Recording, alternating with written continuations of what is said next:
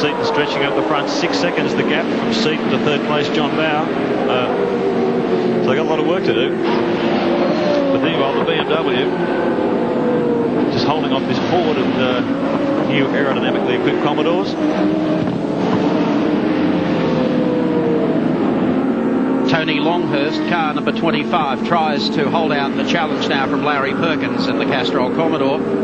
Perkins has been gaining on the Little Bimmer, and Thomas Mazera sits in behind him. Nothing between them. We'll see what squirt advantage the V8s have over Tony's very, very quick M3 next time they come down the straight. Quite impressed the way the tyres are hanging in on the V8s, Alan. At this stage of the race, after 1:16 lap heat and the terse action in this second heat, yes, they seem to be hanging onto the BMW quite effectively. The fellows that have driven each heat with a view to capitalising on each lap have done extremely well. The cars that started at the back of the field with fresh tyres, I don't think can be considered totally on their merits.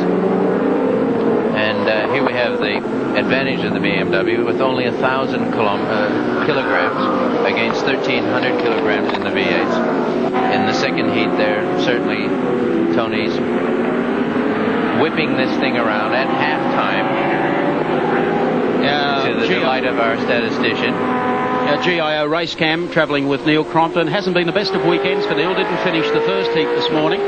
Fifth fastest on Friday. Qualified around about 12 and now running position 13 in the second heat today. Still with a lot of work to do running the Holden engine, and they'll be doing a move up to the Chevy-based unit a little later in the season. As we go with Tony's car once again, Sumcam under the tail of 05. Just see how hard these V8s are working. Brock on off the brakes, getting the power on. Look at the oversteer and understeer as he balances the car on the throttle, bring it onto the straight as fast as he can. Longhurst no match for him in a straight line. Gets the power down to the mobile Chev. 3 laps to go as they bring them across the start finishing line. Rocky's the hero today. Yeah, they love him. He's the man of the match. Big charge from the mobile car. Well, Brock's been on a high all weekend. As soon as he got these new aerodynamic devices onto the car, he's had a lot more confidence.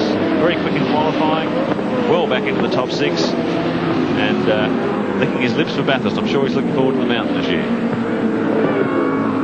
Well, I don't think there'd be a Commodore driver out there after today's exercise that wouldn't be looking forward to Bathurst, Mark.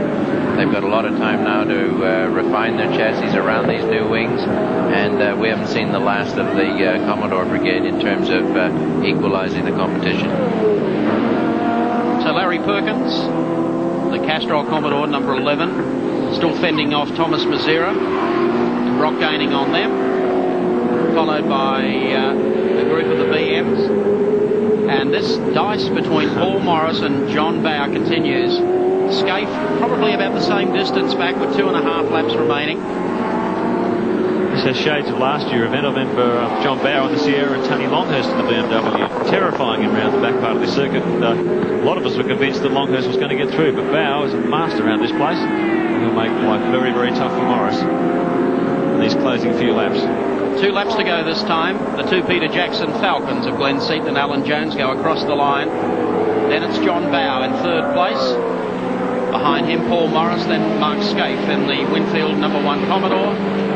Well, without doubt, the best finish for Paul Morris of his career to date. Looking extremely good here today. Holding up the BMW Ford and a fine 4th overall. Can't be sneezed at. He's had to drive it hard from the first corner.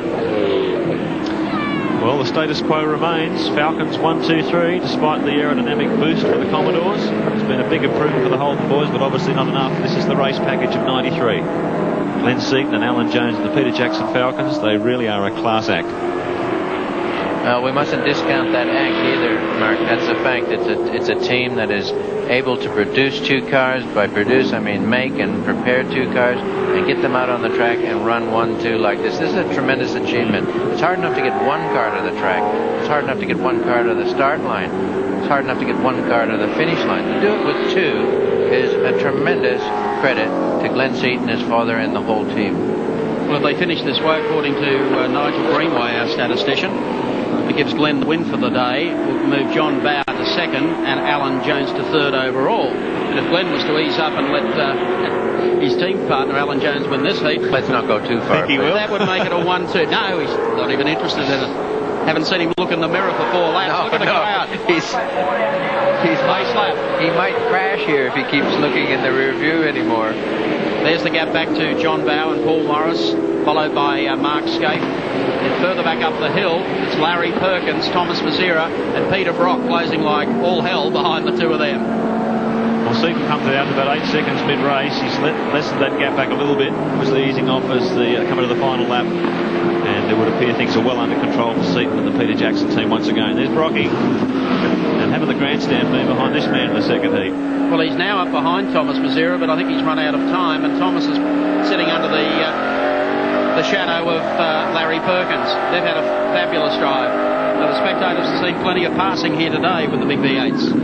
And commiserations to Wayne Gardner, who looked like he was in this with a very, very big chance. Larry takes the conservative line, shall we say. Oh, Thomas almost locked up a break there. And Brocky's there to pick up the pieces in case they both get off onto the wrong line.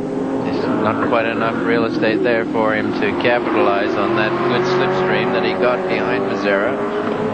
But not to say that he hasn't got designs on a better finish still. Here we go through the office window.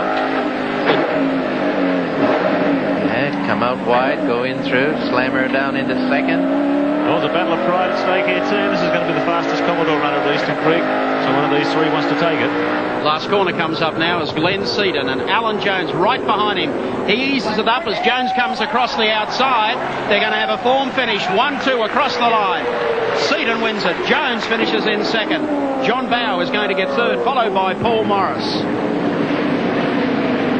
A fabulous finish and a great day for the Peter Jackson team of Glenn Seaton and Alan Jones. Let's check them out on the Shell race score, confirming Glenn Seaton and teammate Alan Jones are 1-2 in round 6. John Bowe in the Shell Falcon EV finishes third. Paul Morris, a great fourth place in the Diet Coke BMW, and rounding out the 5 in 1, Mark Scape, the Winfield Commodore.